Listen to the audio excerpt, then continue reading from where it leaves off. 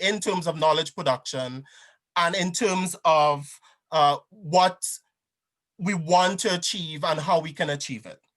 And finally, reassess. I think we need to, in terms of thinking about what is our next research topic and what is our next agenda item, we might reassess where our research has gone to this point and think about perhaps what, if we can realistically continue our current research agenda, continue that. If you can pivot, be very careful in thinking about moving into other research areas with which you might not be familiar, and thinking about in the context with which you're operating, which may have additional constraints than previously. And that's how I want to end my few pieces of advice for today. Thank you, Keston. That's all really good and important food for thought. I'm going to move on now to Lena, who has some further reflections for the roundtable. Okay, thank you, Juanita. It is quite nice to see so many people attending the session and kind of some friends from quite some time ago. So as you can tell, I'm missing people. So even just seeing a name in the chat function or participant function is a bit of a highlight of my days at the moment. Thank you also to Keston for kind of highlighting some of the impacts and also the kind of like work we have to do to rethink the role of ourselves as researchers.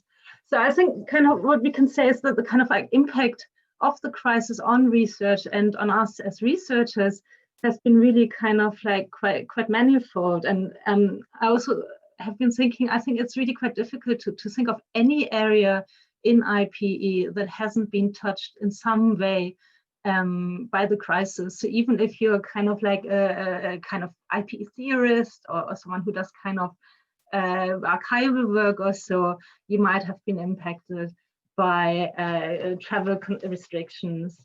And it also kind of leads us, I think, to kind of question some of the fundamental assumptions of IPE research.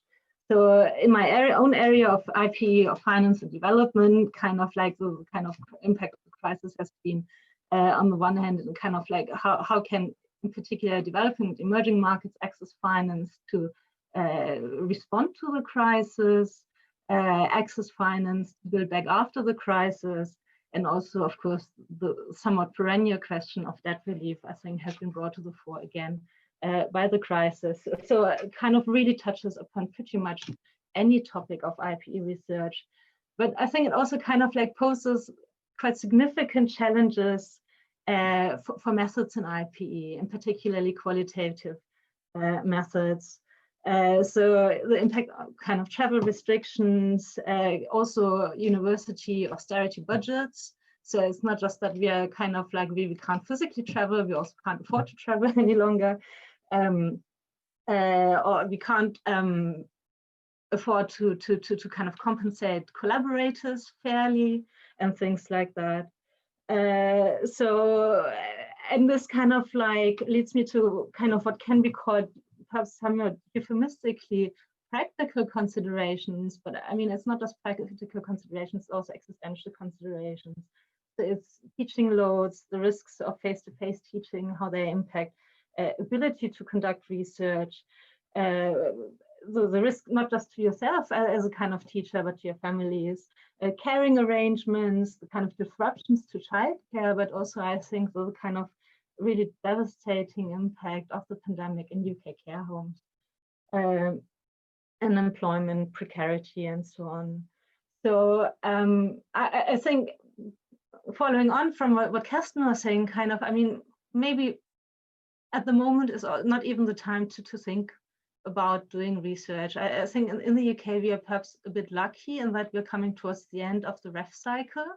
So we have maybe a few months where we really don't have to think of research all the time and can prioritize other things like personal well-being.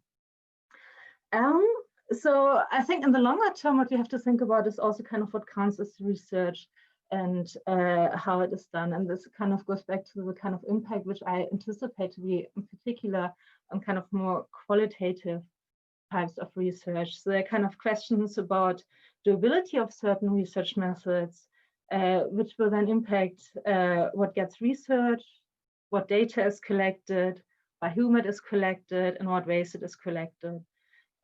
So in my own research, I have been kind of lucky. I've kind of pivoting more and more towards ethnographic research. And so in February, I was thinking, yeah, maybe that was not the best idea.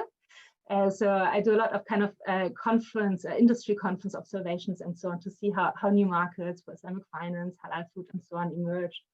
And so as you can imagine, there haven't been any industry conferences, there haven't been any trade fairs and so on. Having said that, a lot of that has actually shifted online. So there is actually more data that can be collected at the moment. The kind of challenges are more the kind of like research ethics associated with that, how to analyze and interpret the data, and also how to theorize it. So you know how you always should prepare at least one joke when you give a talk? So my joke is coming now. And this is, I've probably seen more bedrooms of the global financial elite in the last 2 weeks than in prior 15 years of research. And this is just because we're all, I mean, I've also seen more bedrooms of colleagues. So it's not just the global financial elite. Yeah, it's just a different way of how to communicate information and exchange and so on. And so this leads me to my other point then, and this is that we also have to really rethink how to kind of evaluate research and how research gets valorized. And I was quite struck by an article that was published in Manifesto, if you the one that was published in Cultural Anthropology a couple of months ago. And that was a kind of like manifesto for patchwork ethnography. And I've actually been thinking if we need a similar manifesto perhaps for IPE research.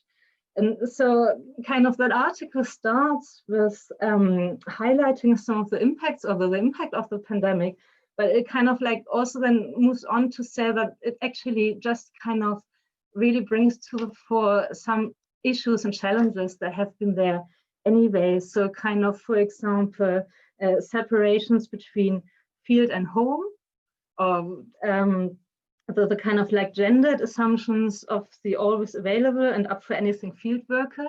And I think that kind of ties in quite nicely with Keston's comments. So it's not just the field worker, but the researcher full stop. So we have to be available to respond to ref inquiries from our departments. Again, this is a bit kind of UK heavy right now, the talk. But we also, it is really difficult to say, okay, now there are 3 months where I just kind of leave my researcher persona behind. I've just seen the message from Juanita. And other points they kind of emphasize in that article is the kind of like working conditions in universities, or neoliberal universities, and also things like work-life balance and environmental concerns.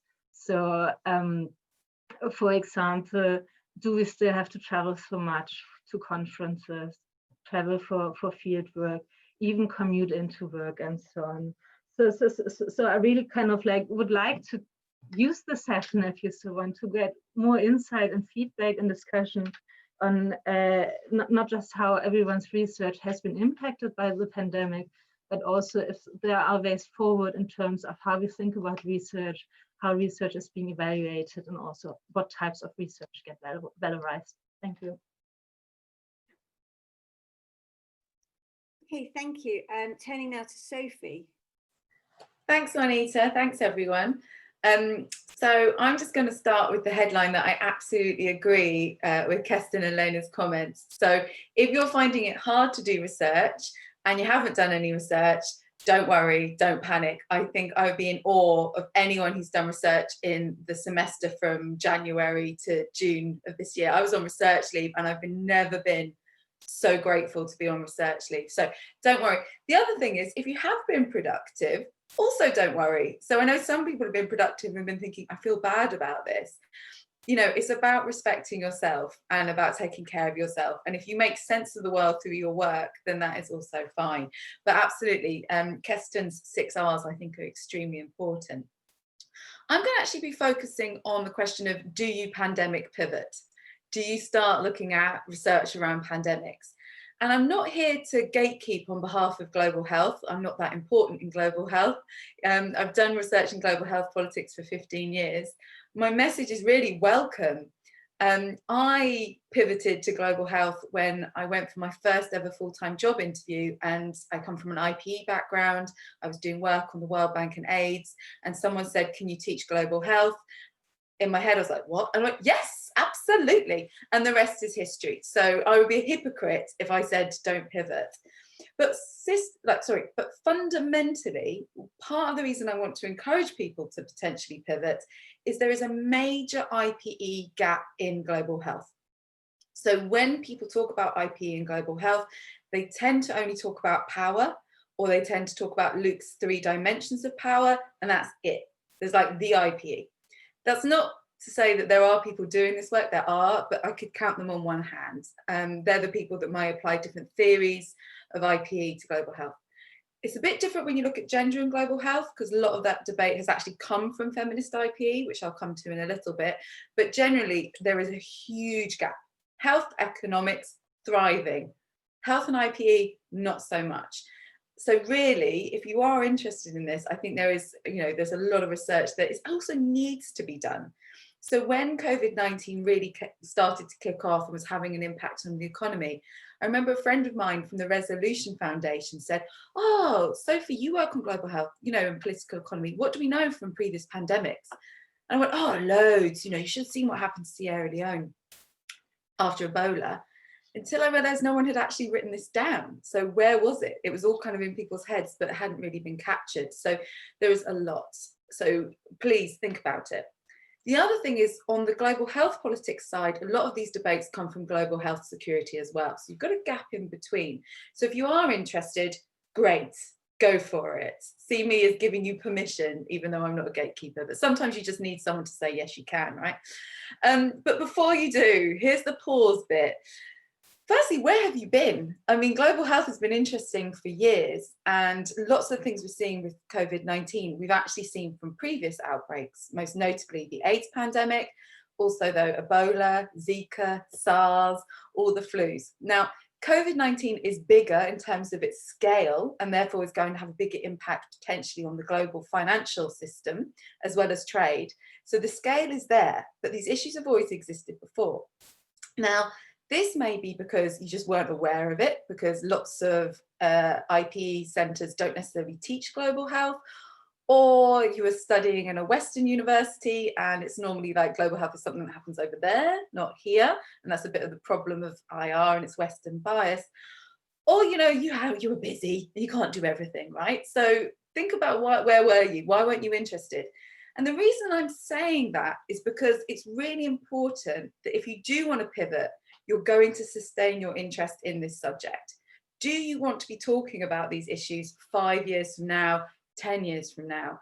Because this is going to set up your research for a while. So that's the other thing. If you find it all a bit boring and you're just like, oh, I think I should, don't, effectively. Well, again, it's up to you. Who am I to tell you?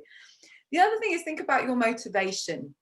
So I imagine a lot of people are thinking about the UKRI quick funding scheme. You put in an application, it'll tell you in 2 weeks whether you get the money. I mean, who isn't thinking that that's appealing?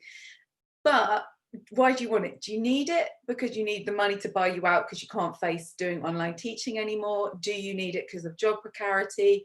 I get it, right? I'm a professor who works in global health. I'm not saying I'm not going to lose my job, but, you know, I don't know, I'm not even going to say it, I'm not even going to tempt fate. But my point is, I understand if you need to, there is an instrumentalist reason for doing so. But again, measure that against your own research interests and well-being. And I think well-being is really important. So it's been really tricky working on COVID-19. So it's funny to talk about rest, because I've been both bored and very, very busy.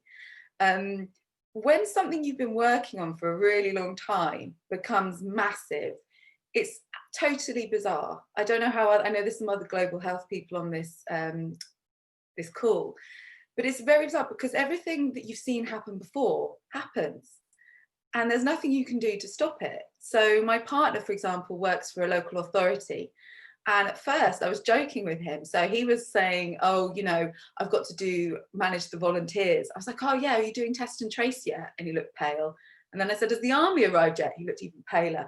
And then I realized that all these things started to happen and he wasn't finding it funny anymore, because obviously it's not funny, but you know, in times of lockdown, you have to get your kicks somewhere. But my point is that it also infiltrates everyday life. So if you're doing research on something, you can never switch off. So all the things I used to do, listen to podcasts, read the paper, chat to friends, becomes impossible because everything is COVID-19. Lots of it is ill-informed and it's really, really confusing. So sorry, Juanita. God, these minutes go quick, don't they? So that's something to think about. If you're going to do it, please don't erase people who've worked in global health. We are literally like the new feminists. We used to be at the 65th floor of the ISA. When COVID happened, everyone said, oh, why has no one done global health in IR? We're here. Likewise, in global health, everyone says we need politics experts. We're here. So please do reference your global health friends. But that doesn't mean you have to work with global health people to do global health. If it's useful, find people through the BISA Global Health Network. The Review of International Studies has published great papers on global health. I can tell you a bit more about how to find partners. Non-academic sector as well. I have people that are interested in working with academics all the time. So yeah, don't erase us. Also, don't think global health is international development. It's different. Also, don't just go straight to biosecurity and Foucault and securitization. That's been done for like 15 years. Bring something new, bring something exciting. Thanks. Okay, thank you, Sophie. So putting a big challenge out for all of us. And then our final speaker is Natalya. So over to you, Natalya. You're on mute. You need to unmute yourself. Yeah. I'm unmuted. Okay. Okay. Well, thank you for having me. First of all, I'll just get right into it. My comments are really brief, and I'll try not to repeat too much of what others have already said. So I'll speak a bit about how I think COVID has kind of impacted different researchers in different ways, both in terms of the kinds of methods we use, but also in terms of seniority. And then I'll talk a little about if there's time left about the COVID pivot to public health, and I mean I'm not a public health researcher at all, so whether we should be doing that. So first of all, on the exacerbation of inequalities within IPE research, I think definitely from what I've observed so far, COVID does have a very kind of differential impact on different types of researchers. Obviously, it impacts everyone negatively, generally, I would say, but I think the impact on qualitative researchers, like Lena mentioned, is going to be much worse than on quantitative researchers.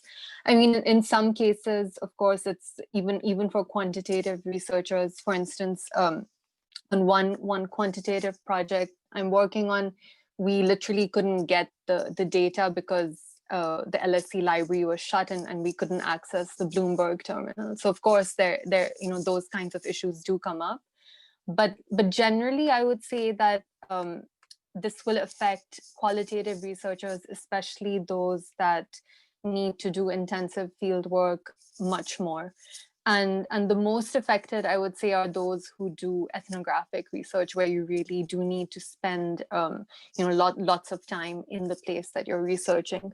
Although ethnographic methods are probably less common in IPE, so not that many people use them as in anthropology and other subjects.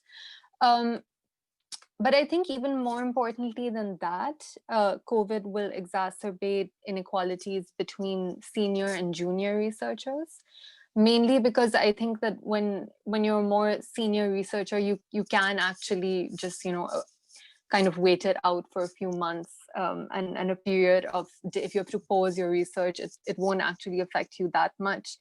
Whereas for junior researchers, especially those that are just finishing their PhD or that are postdocs without a permanent position, that's just really not a realistic option. So I think as a whole, the IPE community and probably BISA is in a good position to do this, needs to really reflect on how this will impact junior researchers and come up with realistic kind of support mechanisms for them.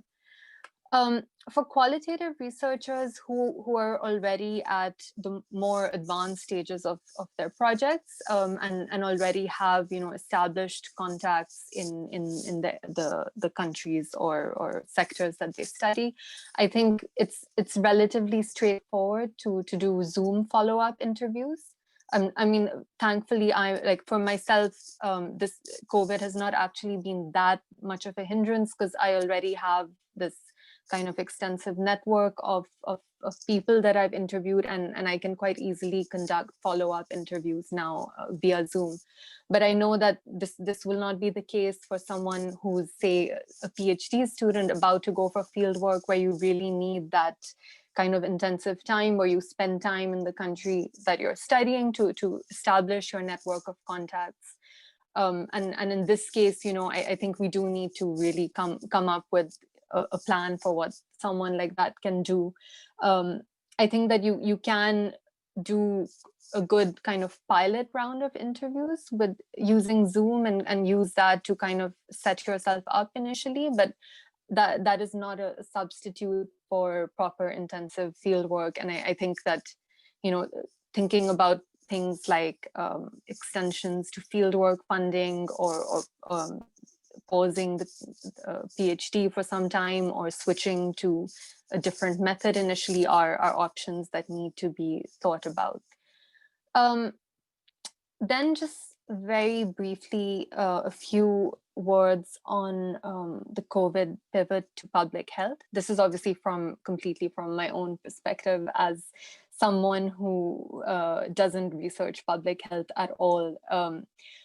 I think we all need to be attuned to how COVID affects our research area, because I mean, like Lena said, it does affect pretty much every area substantively in IPE.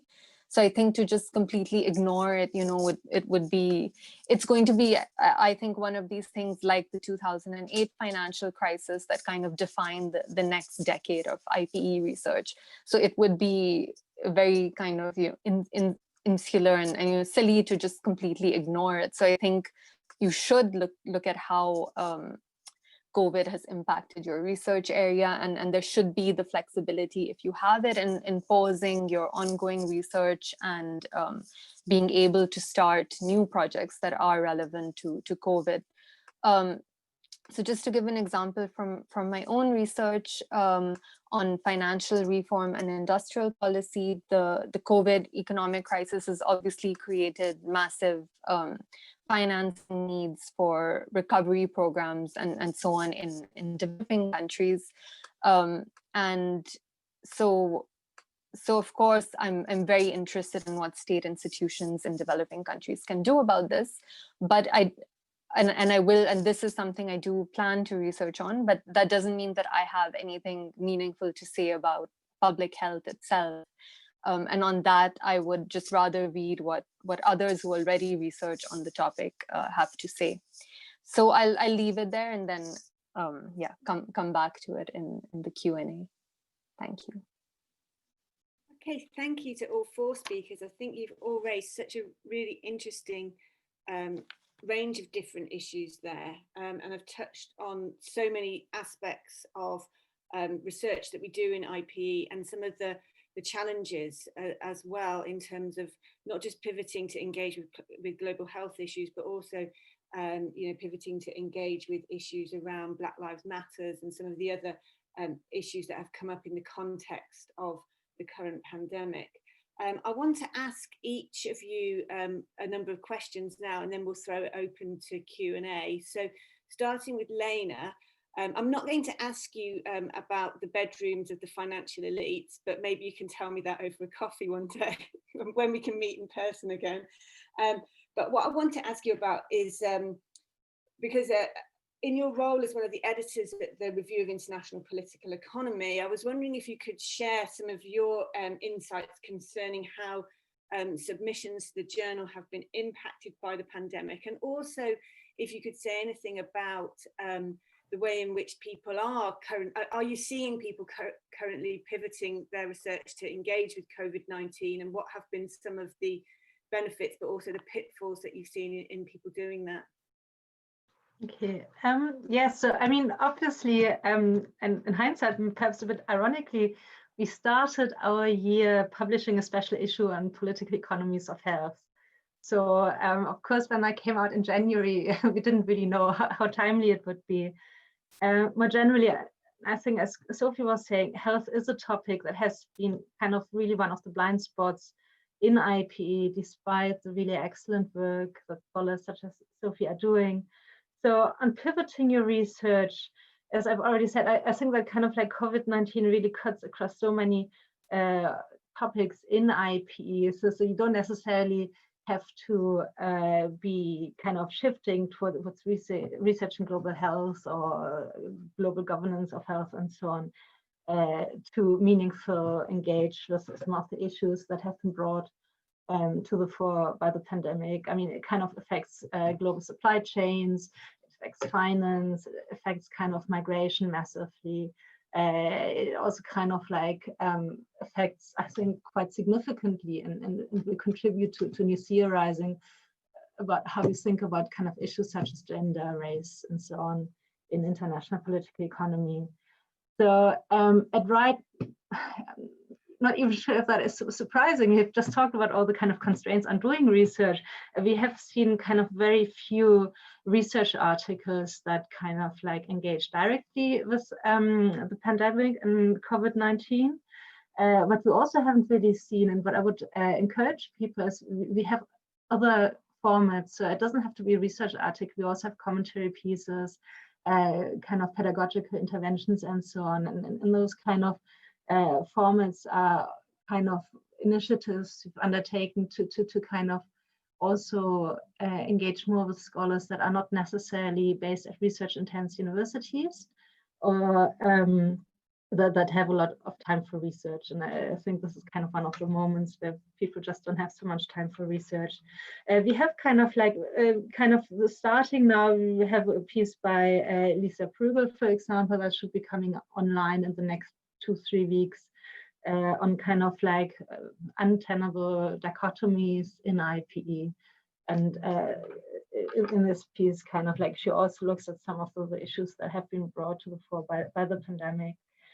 In kind of more procedural or technical terms, we're still working through the impact of the kind of crisis, in particular the kind of lockdowns in February, March, April, until pretty much the kind of European summer of this year. So overall, our submissions have been in line with last year. We had, like other journals, quite a significant drop in the number of submitting authors who are female. Overall, kind of male-female author ratios haven't been impacted that much, but they are not very good at Right. So that's something we're kind of going to work more on. Where we have had the impact more is on the one extension request, in particular by female authors, and also with reviewers. So we had more reviewers who were either declining to review or asking for extensions for their review, and also just going missing in action. And I mean, yeah, that's totally understandable. Everybody struggles to combine everything at the moment. But yeah, it makes it even more difficult for us. So just as a kind of like plea, if you so want, if you agree to review a piece and you're not able to do it, obviously we understand that, but just let us know you can't do it. So that is kind of like where we've seen kind of like a little bit of an impact of the crisis, but it hasn't really kind of fed into kind of the research that is submitted for review. But I think also we have to be aware that the kind of like review process in IPE and in RIPE is kind of a lot lengthier than in other areas. So if you submit to a health journal, the Lancet or something like that. I mean, they're really quick. I mean, all the research on the kind of on COVID-19 that has come out since January, February, that's not a kind of turnaround time we are likely to achieve ever, I think, in an IPE journal. It's just different between social sciences and sciences. Okay, thank you, Lena. I want to turn now to Keston. In your comments, you touched a little bit briefly on the issue of research ethics, and I wondered if you could speak a little bit about what you think are some of the ways to engage in academic research with global majority communities and people in academia in a very much supportive and equitable way. Thank you, Juanita, and lovely presentations overall. Really appreciate some of the comments and ideas. I think I think I would use the example of the recent UKRI issue around COVID-19 funding being allocated to researchers who are not people of color or who are not researchers of color. And that has been, it has been an issue in my mind over these past few months, how research funding agencies, but also other higher education agencies are addressing some of these structural inequalities. And I think there are ways in which perhaps we can look within our own institutional remits to, to mainstream some of these issues in a very serious way. I think in terms of a strategy, I think one, please cite women of color, please cite Black women, please cite people who have been doing this research for a long time. Another way to approach it is to probably get in contact with some of these researchers, senior researchers, some of whom may be very willing to support some of your own efforts and for them to give you advice on how you might approach this topic. I think there is sometimes a tendency to become a bit more data-driven that leads to a sort of extractive culture in research. Every issue around racial and ethnic disparities, we tend to look at it as a data pool and a way to get new data sets and so on. And I've seen some of that coming out, and we have had academics who have spoken out about that kind of extractive approach. And I think we need to rethink some of that. And the best way to do it is actually speaking to and engaging with people who've been doing this research for a long time.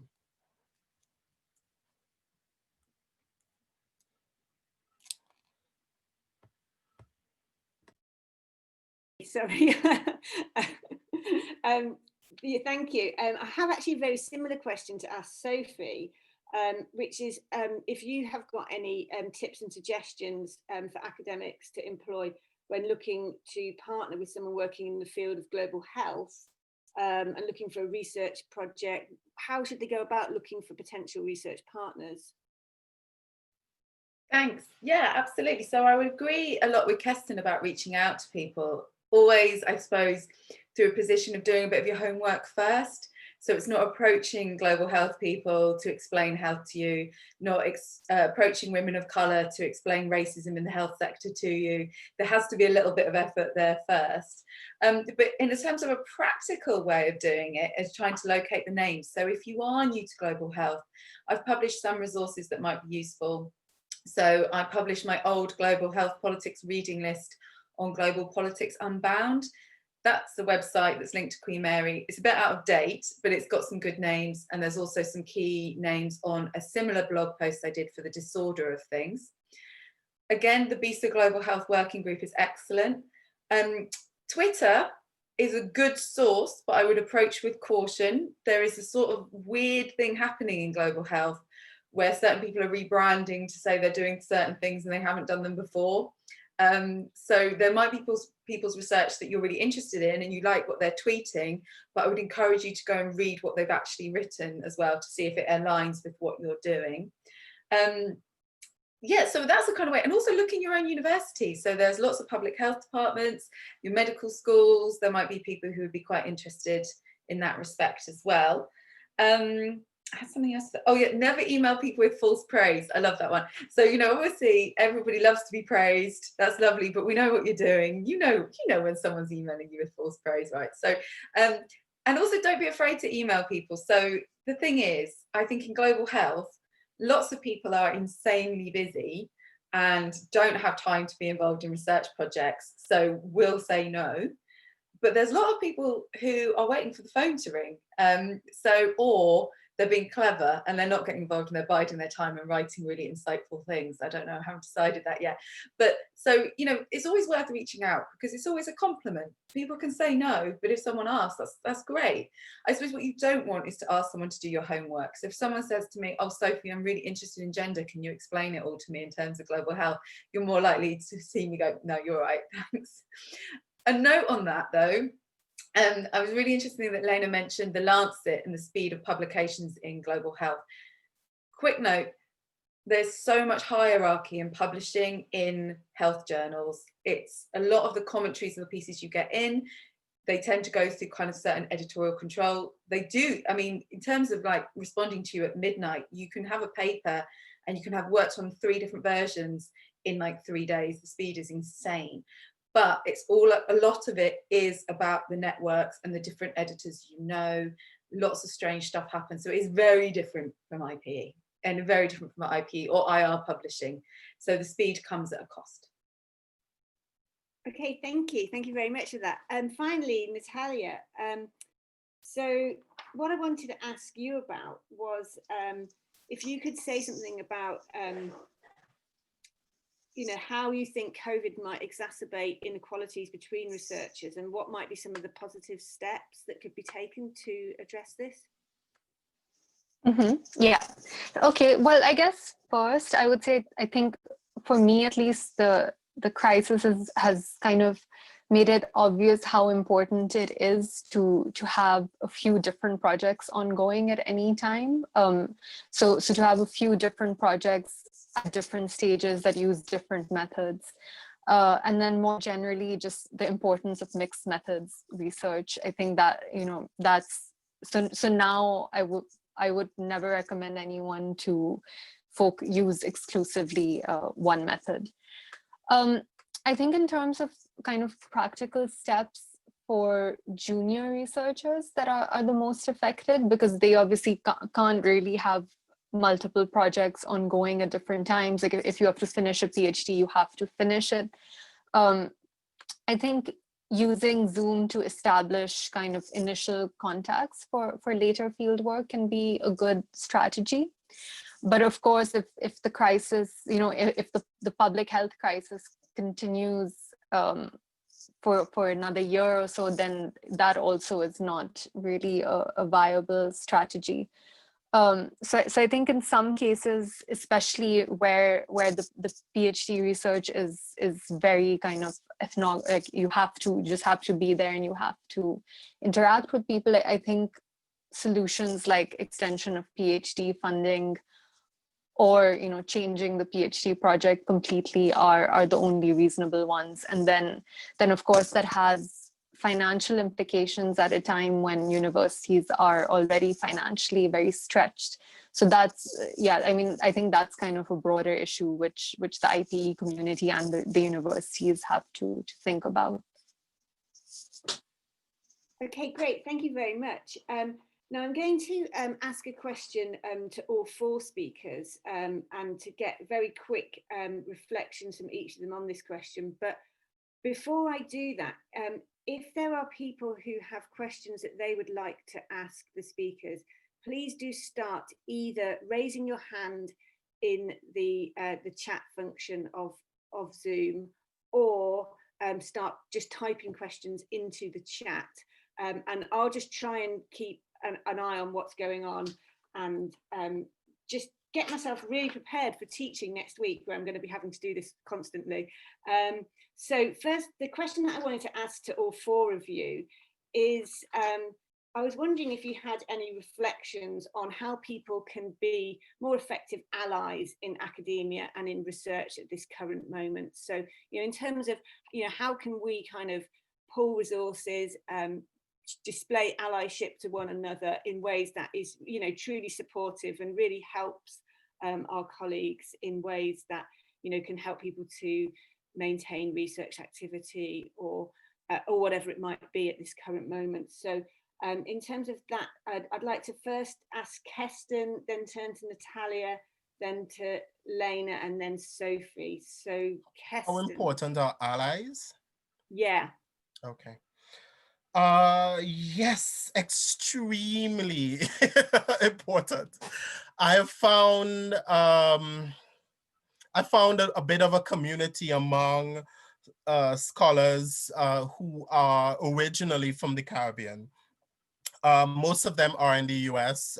One colleague is in Germany, and who have been tremendously helpful in terms of bouncing ideas around, in terms of giving advice on, you know, whether you should move forward with this particular initiative or not. I mean, sometimes because of the relationship we fostered, they're very honest about some of those things. So I think those relationships, networks are extremely, extremely important, not only for practical things like, okay, how, you know, submitting to a journal and submitting new or working on a new research project, but also in terms of bouncing, you know, thoughts that you might have, and you're questioning to yourself whether it's something that you can do or should do. So I think also these communities like BISA and finding those kinds of networks, joining those kinds of networks and fostering those relationships can also be very extremely helpful, as well as at your own institution, finding your niche or your group or your tribe, as one of my mentors used to say, finding that tribe and working with them, and, you know, finding those commonalities can really be helpful in terms of both your research, but also on a, you know, personal level. Okay, thank you, Natalya.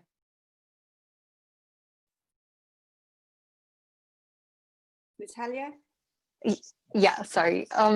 So I think that, you know, things that people have already kind of mentioned, but just to emphasize being understanding around deadlines, especially with co-authors. I mean, it also goes for students, but you know, at this time, like, there might be people who are suffering from a family member's bad health or their own bad health. So I with my own co-authored research projects, kind of the deadlines are just completely, you know, we were just not sticking at all to the original deadlines. And then what others have already mentioned, being extremely careful if you're going into a new area about COVID or about Black Lives Matter, to just be really, really careful about reading and citing previous research, you know, and not just going in, doing a quick paper on it as a one-off, and then forgetting about the topic. I think that especially I would be extra careful about. Okay, Lena. Yeah, also kind of echo what has already been said. So I think resources are important. So it would be lovely, for example, if Sophie's resources on global health, I think maybe could also make this available via the IPEG website. I really like the teaching blog that Ben Richardson and you put together. So maybe we can think about putting together a similar research blog. I mean, like we haven't talked so much yet about, I mean, I know some people have kind of like writing hangouts where they meet once a week for like just an hour to kind of at least kind of keep your fingers nimble and things like that. So there are kind of many more kind of practical ways of keeping research active, alive, whatever. So the kind of we can kind of all share. also something kind of that could be an idea. So I mean, I agree with Keston. It's like really nice if you have kind of like your group of people to engage with, but I also think that can be quite difficult, especially if you're starting out in the field. So we could consider having some sort of kind of monthly IPEG hangout where people can just not randomly, but like if they want to join or not join. So I think I'm just kind of putting on my co-convener hat now for IPEG. So if you have any suggestions, email us, let us know. We want to facilitate. We also have lots of constraints in terms of childcare commitments, teaching commitments, whatever commitments, but this is very important. So we might not necessarily be as creative and generative at the moment, given all those pressures. But if you kind of share good ideas with us, we would, I think I can talk for all conveners here, really very keen to facilitate as much as possible to them. Yeah, no, thank you, Lena. I think those are really important suggestions and things that, maybe following on from this workshop, we should follow up on and think about what might be some, good forums to establish for kind of creating those supportive research networks and environments. Sophie, did you have anything to add? Yeah, I suppose just quickly, I mean, kindness, especially to early career researchers and PhD students. Many have caring responsibilities, many are parents, especially for Black students with Black Lives Matter, seeing that all the time, that kind of toll that takes, just understanding that and having some time to actually say, okay, of course you're not focusing on your PhD right now, who would? So kindness, boosting and amplifying the research of others all the time. If you know good research is happening, supporting people as much as possible, helping people, sort of supporting them if they're writing applications and things like that. So just good conduct in that way. Finding money, so if you can have research grants and you can write in other roles for people that are losing their jobs at the moment, that is just an easy win. Even if they are, a few years out of their PhD and looking for more permanent positions, I think any position you can try and help with people. And then also silence. So this is, I think, is something we kind of underestimate. I think sometimes when you have a high profile because you're doing work on something that's topical, it can then be a certain standard that other people are expected to fit to. And I think that is something you have to be really careful with. So for example, right at the sort of start of lockdown, I was a bit uncomfortable with some of the things my institution was doing around care, at the same time that I was advising the government and working with women's groups around care and responsibilities for women. And so I deliberately said, can I not publicise this as part of my university work? Because it's the two are a complete tension with each other. So it's when also knowing when to shut up. So I'll shut up. Thank you, Sophie. Now we have got about 20 minutes left, and nobody's actually posted any questions in the chat or has raised their hands. It may be that you have questions to ask specific panelists, or it may be that you are keen to share some of your own reflections and thoughts on any particular issues. So, please do raise your hand. Ben has raised his hand and he's here. Hi. Thanks for the presentations and contributions. I'm going to sit up a bit, so slowly sliding down my sofa. I wondered if people had changed the way that they publicise, as in publish their research over the last few months, and or changed the way they consume research, how you find yourselves reading or maybe even watching things now. I've been out of the research game for a couple of years, so I feel like even before the pandemic, I was a bit behind the curve. So if people can bring me up to speed on how research is practiced as a communal activity, that would be really helpful. Thanks. Okay, so would anybody in particular like to respond to that intervention from Ben? Yeah, I've got Sophie and Lena. So Sophie? So my research has changed massively because, sorry, hi Ben. So at the start, I've been meant to be working on a completely different project on gender and global health.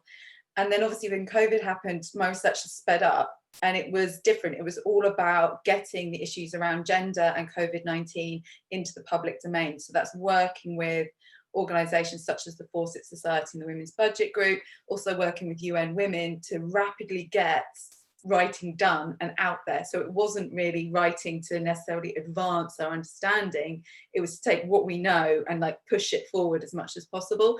So it was a kind of advocacy role. Also it changed because then that led to a whole other sort of spiraling of other gender work that was happening, that is, you know, working with people around the world, so having 11 o'clock meetings at night to deal with, you know, 4 different time zones. So it's changed, so it's sped up, so it's very different. And then the lovely sort of calm is then I kind of just switch off and just read books from something completely different, academic books. I just think, oh, you know, just plug me into something else. So yeah, so it has changed, so it's sped up. And it's been for something, and it's been actually, I know we talk about impacts a lot, but I think we were suddenly like, this needs to be out there so people actually consider these impacts, and doing it quick and working with new partners. Lena. Yeah, so for me, a lot of the research has become more ongoing. So there was always quite a difference between being in the field and being not in the field, also because I researched mainly on Southeast Asia. And so I think what the kind of like pandemic has allowed, because a lot of kind of like talks, debates, and so on, everything has shifted online. And as I was saying earlier, I mean that's kind of quite for a specific demography, but I mean I'm kind of participating in many more academic talks in Malaysia, Singapore, Indonesia. I mean, yes, sometimes you have to get up kind of like really, really early. But I think this kind of like separation, if you so want, between being in your country of research and being at home has shifted a little bit. In terms of kind of like, I've been thinking before this session also, what do I miss most? So what I miss most is just having my office next door to Juanita, and I mean, just having those random conversations. I mean, obviously I could call her, but I'm just not doing that. So the kind of like more generative types of research. I also know that like I'm quite privileged being in a department with quite a big IPE research group. What I'm also missing is the kind of like collaboration. I mean, I think kind of like Natalya was making a good kind of point about being patient with your collaborators and so on, but I think it's also, I mean, it's just different if you're just kind of meeting up and you discuss your paper. Or you just kind of communicate via email and drafts with comments. And what I also miss is kind of like getting feedback on my research. So I know that kind of some professional associations have been very good at having online conferences at kind of IPEG. We're thinking about doing something, but haven't done that yet. But I mean, this is the thing I really had to cut. So I've been trying to stay research active in terms of collecting data, but I haven't had any feedback on my research in terms of going to a conference or a workshop or so since I've gone on maternity leave. So I mean, for me, you know, I kind of like I had kind of like personal lockdown, and then I had pandemic lockdown, and I'm really starting to miss that. Great. So I can't see any other hands going up at all, or any questions in the chat. Natalya or Keston, did you have anything that you wanted to add to the discussion at this point? Okay, well, I think that what that means is the kind of discussion has reached its natural conclusion. I think there's been so many great ideas shared today. And, you know, also I think it's been really useful to reflect on, you know, what are some of the things that we as the IPEG working group can actually do to support our community of researchers. And if anyone wants to email either me or Lena or some of the other conveners, having listened to the discussion today with any ideas for how we might move things forwards, then that would be great. The IPEG working group will have another event, which I think is scheduled to take place on the 11th of November, which is a celebration of the 2018 book prize winner, who is Adam Hanier, and he'll be in conversation with one of our conveners on that date. So we'll have that event coming up. But we will also be really open to hearing from all of our members who may have ideas for online events that you would like to put forward as well. And that's something that we would be really keen to talk to you about. So having said all of those things, I'd just like to thank all of our panelists for really interesting discussions, for raising things that I hadn't even considered, and for getting us all thinking and all excited about research just as we launch into teaching. And hang on, I have one more I have a message. And okay, that's just Sophie saying a message to everyone. Yeah, so if anyone is, you know, let's just try and keep the conversation going, and thank you to everyone for all of your contributions today. Hugely appreciated, and thank you very much.